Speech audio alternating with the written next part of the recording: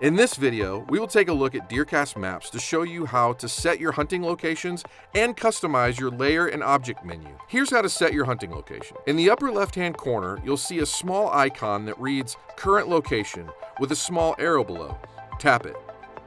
Once you're in this window, tap the plus symbol in the upper right-hand corner. Once you've tapped the plus symbol, you can either choose your location on the map or you can select your location by address or coordinates. By selecting Choose on Map, you'll see a small crosshair that will allow you to choose the location you'd like. If you're in that location, you can simply situate the crosshair on the blue dot and tap Choose Location. Then you can name the location, switch on the peak estrus, and DeerCast custom toggles. If you'd like to select a peak estrus time for the property you've chosen, you can do so by clicking the calendar icon on the right. DeerCast Custom was designed to allow you to increase or decrease the optimism of your selected hunting location. By tapping the plus or minus sign, you can teach your DeerCast forecast to more closely align with the actual deer movement on your property. Once you're pleased with your customizations, you can then tap Save at the bottom of the screen.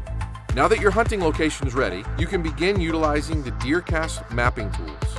You can make DeerCast even more convenient by tapping Edit in the upper right-hand corner of the respective menus. You can then drag each tool into the most convenient order for you. Thanks for watching this episode of DeerCast 101, and be sure to check out the full series as we help you dive deeper into DeerCast.